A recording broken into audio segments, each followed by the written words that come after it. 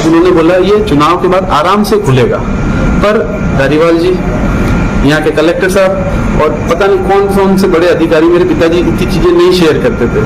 मैं अकेला लड़का हूँ उनका, मेरी 2 बहनें हैं। उन्होंने एक ही चीज बोली, अब मेरे ऊपर बहुत ज्यादा प्रेशर आ रहा है। उनका कहना है वोटिंग से पहले इसको खोलो, वरना बस वरना ही बोल के रह जाते थे। रिवर फ्रंट पर दुनिया की सबसे बड़ी घंटी को मोल्ड बॉक्स से निकालने के दौरान रविवार को हादसा हो गया। मोल्ड बॉक्स पर चढ़े कास्टिंग इंजीनियर देवेंद्र आर्य और उनके साथ खड़ा मजदूर करीब 35 फीट ऊंचाई से नीचे गिर गए। दोनों को कोटा के तलवंडी स्थित निजी अस्पताल ले जाया गया है, जहां इंजीनियर की हालत नाजुक बनी हुई है, वहीं मजदूर की मौत हो गई है। सर क्या कुछ सूचना मिली थी? क्या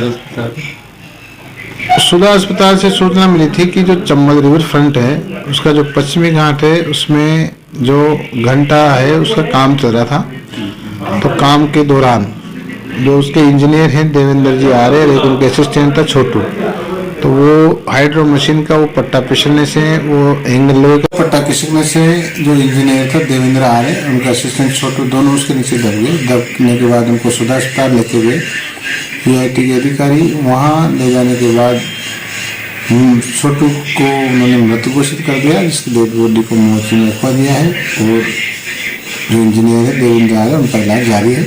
जैसे कि उनके परिजन आएंगे, जैसे रिपोर्ट देंगे उसकी कार्रवाई। कुन्हाड़ी थाना अधिकारी महेंद्र कुमार ने बताया कि मोल्ड बॉक्स से घंटी को निकालने का काम चल रहा था। दोपहर 3 बजे इंजीनियर देवेंद्र आर्य और मजदूर छोटू मोल्ड बॉक्स से घंटी को निकालने की प्रक्रिया में जुटे थे। हाइड्रोलिक क्रेन की मदद से घंटी को निकाला जा रहा था। इसी दौरान सबसे ऊपर वाला गार्डर, जो कि लोहे का जॉइंट होता है, हाइड्रोलिक मशीन से टच होते ही खिसक गया और 3 टुकड़ों में टूट गया। इसके बाद दोनों का बैलेंस बिगड़ गया और 35 फीट की ऊंचाई से गिर गए। मिली थी यहाँ प्रत्यदर्शियों ने बताया कि साहब ये धारीवाल जी का जो घंटा 1 साल से यहाँ बना हुआ है, बन रहा है, इसको आज निकालने के चक्कर में जो इसके इंजीनियर हैं देवेंद्र आर्य गंभीर रूप से इंजर्ड हो गए। उनके असिस्टेंट की ऑन स्पॉट मृत्यु हो गई। इस सूचना मिलते हम भाग के यहाँ आए हैं और ये आज कोई पहली घटना नहीं है इस कोटा शहर में। आए दिन धारीवाल जी का अनियोजित विकास लोगों की जिंदगियों को लील रहा है। पता नहीं कितने लोगों को मौत के मुंह में धकेल दिया। अपना ड्रीम प्रोजेक्ट पूरा करने के लिए पता नहीं कितनी माओं की कोख उजाड़ दी। इस अहंकारी मंत्री के ड्रीम प्रोजेक्ट के लिए लोगों के माओं के बेटों को और पत्नियों के सुहाग को उजाड़ा जा रहा है।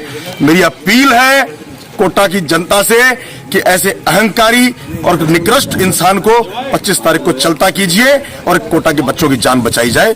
इसके बाद दोनों के सिर और हाथ पैरों पर गंभीर चोटें आई। हादसे में छोटू की मौत हो गई है। आपको बता दें कि घंटी मोल्ड बॉक्स के सांचे में है और इसे इसी महीने निकालना था। पिताजी एक वर्ल्ड का सबसे बड़ा घंटा बना रहे थे।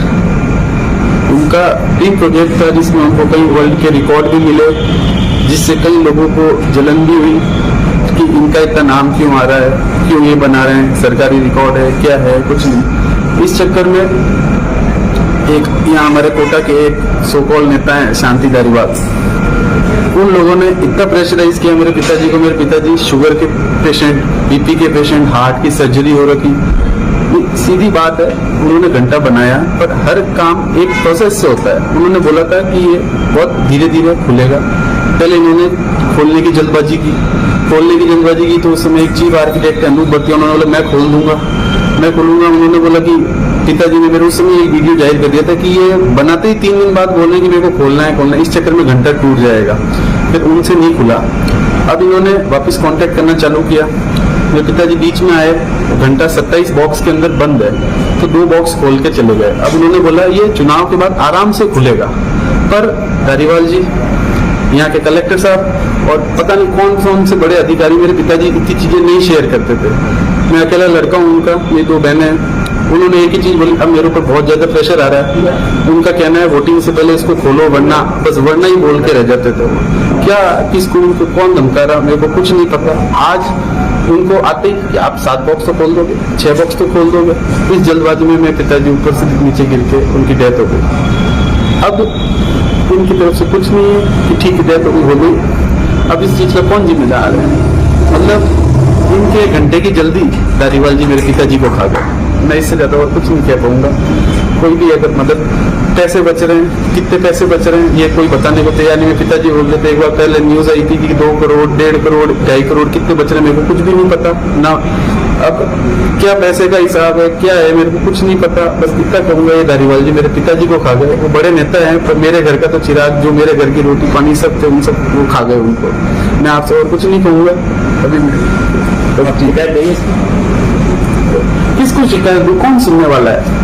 यहाँ का जो कलेक्टर होता है, उनको इतनी भी मेरे पिताजी की डेथ हो गई, एक बार भी वो नहीं आए, कोई भी नहीं। मैं अकेला दौड़ रहा हूँ, मेरे घर वाले मम्मी वगैरह सब जोधपुर में हैं। हमारे सीएम साहब कहते हैं कि जोधपुर के गृह जिला है मेरा, गृह जिला आपके गृह जिले में। सीएम साहब से यहाँ खड़े होकर पूछना चाहता हूँ कि आपके गृह जिले के एक आदमी के यहाँ कोटा में शोषण हुआ और आज उनकी डेथ हो गई, अब इसका कौन जिम्मेदार है? कोई भी ना। मेरे को लगता है कि इसमें कोई प्रशासनिक आदमी जिम्मेदारी लेगा, ना ही यहाँ का कोई मंत्री जिम्मेदारी लेगा। सबको अपने वोट पे आ रहे हैं कि वोट से पहले घंटा खोल दो, घंटा खोल दो। ये घंटा मेरे गले की घंटी बन गया और मेरे पिताजी को लेट हुआ। जल्दीबाजी, बहुत जल्दबाजी थी। इनको ये था कि वोटिंग से पहले घंटा खोलना है कि मेरे को वोट पड़ेंगे, वोट पड़ेंगे। पता नहीं धारीवाल जी 80-85 की उम्र में वापस सदन में जाके क्या करना चाहते कि मेरे पिताजी को डेथ उनके कारण हो गई कि घंटा खोलो, घंटा खोलो। ले देखिए एक ही चीज, घंटा खोलो। मैं इससे ज्यादा कुछ नहीं कह सकता। बाकी सब हर आदमी एक एक चीज जानता है कि कितना प्रेशर उनके ऊपर था। अब आप जो आप छापना चाहें छापे, पर मेरे तो पिताजी की डेथ हो गई।